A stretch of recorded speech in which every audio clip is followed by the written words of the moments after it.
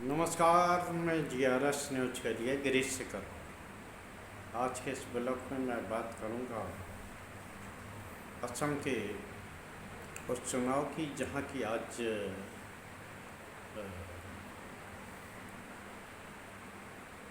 चुनाव प्रचार बंद हो जाए। 9 अप्रैल को असम और केरल में मतदान होगा और जिस प्रकार से कांग्रेस पार्टी ने वहाँ के मुख्यमंत्री हेमंत बिस्वा शर्मा और उनके परिजनों के खिलाफ भ्रष्टाचार और दोहरी नागरिकता के सबूत पेश किए हैं, निश्चित तौर पर ये स्थिति काफ़ी अपमानजनक है देश के लिए कि आखिर देश का ही एक मुख्यमंत्री किस प्रकार से किस तरह के आचरण कर रहा है, जात और धर्म के आधार पर भेदभाव कर रहा है और किस तरह से उसने पूरे असम को एक तरह से अपने परिवार का ATM बना रखा। हालांकि पवन खेड़ा के उस बयान के बाद जिसमें कि हेमंत बिस्वा शर्मा की पत्नी के नाम 3 विभिन्न देशों के पासपोर्ट होने की बात कही गई थी, हेमंत बिस्वा शर्मा प्रेस के समक्ष आए और उन्होंने दावा किया कि पवन खेड़ा का आरोप झूठा है और उन्होंने इस संबंध में एक मुकदमा भी दर्ज कराया है।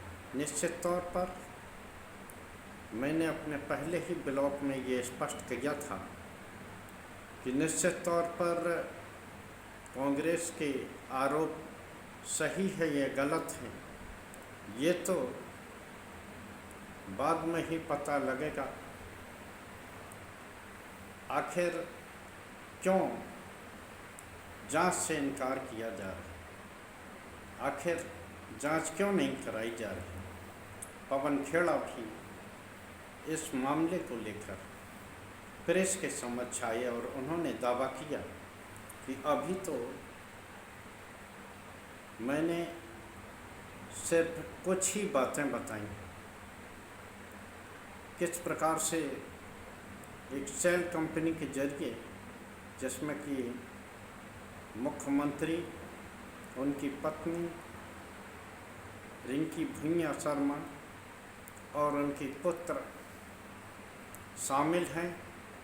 52,000 करोड़ के नेटवर्क वाली इस कंपनी में अधिकांश पैसा असम की जनता से लूटा गया पैसा है। उन्होंने कहा इस संबंध में वो और भी तथ्य जनता के समक्ष रखेंगे। उन्होंने मुख्यमंत्री को भी चेतावनी दी कि वो इनके खिलाफ मुकदमा करें और कम से कम इस बात का जांच ही करें। निश्चित तौर पर आरोप में सत्यता है या नहीं है इस संबंध में मुझे कोई जानकारी नहीं है, लेकिन जिस तरह का तथ्य कांग्रेस ने सबूतों के समक्ष रखा है, निश्चित तौर पर मुख्यमंत्री को ही नहीं देश के गृह मंत्रालय को भी इस संबंध में जानकारी आम जनता के समक्ष रखना चाहिए, निष्पक्ष जांच करना चाहिए। और जिस प्रकार से 52,000 करोड़ के संपत्ति या कंपनी के नेटवर्थ होने का दावा किया जा रहा है, निश्चित तौर पर अगर ऐसा कोई मामला है तो इसमें ED का भी हस्तक्षेप होना चाहिए, विदेशी फंडिंग आदि का जिक्र होना चाहिए और चुनाव आयोग भी इस संबंध में कार्रवाई करे कि आखिर दुबई, अबू धाबी आदि की संपत्तियों को चुनाव डिक्लेरेशन फॉर्म में आखिर क्यों घोषित नहीं किया गया। देखना यह है कि क्या चुनाव आयोग इस संबंध में कुछ कार्रवाई करेगा या इसे आम जनता पर यूं ही छोड़ दिया जाएगा। हालांकि कांग्रेस ने ये कहा कि यह सतत प्रक्रिया है और रोज़ वो इसी तरह असम के मुख्यमंत्री एवं उनके परिजनों के भ्रष्टाचार की पोल खोलते रहेंगे। निश्चित तौर पर ये एक तथ्य है कि जब हेमंत विश्वकर्मा कांग्रेस में हुआ करते थे तो यही भारतीय जनता पार्टी और देश के गृह मंत्री, प्रधानमंत्री इसी तरह के आरोप लगाते थे और उन्हें सर्वाधिक देश का भ्रष्ट राजनेता बताते थे। लेकिन जैसे ही उन्होंने कमल छाप वापसिंग मशीन में डुबकी लगाई, उनके सभी पाप खुले। ईडी ने भी उनके खिलाफ जांच करने की बात कही थी, लेकिन भाजपा में शामिल होते ही निश्चित तौर पर उस जांच का क्या हुआ आज तक पता नहीं लगा और वो गृह मंत्री के नाक के बाल बने हुए। निश्चित तौर पर आज इस बात की ज़रूरत है कि न सिर्फ इन आरोपों की खुली जांच हो, बल्कि मुख्यमंत्री और मुख्यमंत्री के परिवार को निश्चित तौर पर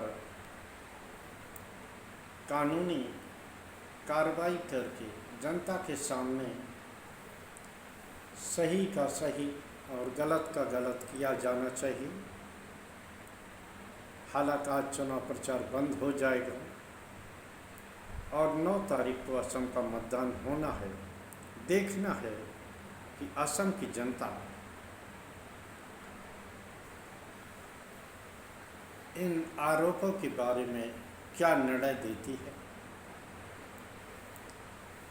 हालांकि जिस तरह का माहौल संवैधानिक संस्थाओं का है, चुनाव आयोग का है, हमें नहीं लगता कि इस संबंध में चुनाव आयोग कोई कार्रवाई करने का साहस जुटा पाएगा या गृह मंत्री अपने ही चहेते मुख्यमंत्री की जांच करा पाएंगे। भले ही कितने सबूत हों, लेकिन कहा जाता है कि भारतीय जनता पार्टी में न तो जांच होती और न ही इस्तीफे होते हैं।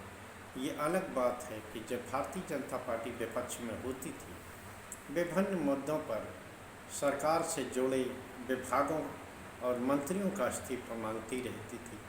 आज वही भारतीय जनता पार्टी इस स्थिति में नहीं है और न ही वो सच सुनना चाहती है और न ही जनता के से जुड़े मुद्दों पर जवाब ही देना चाहती है। आज के ब्लॉग में बस इतना ही। जय हिंद, जय भारत। कल फिर किसी नए मुद्दे पर आपके साथ जुड़ने की कोशिश करूँगा। जय हिंद।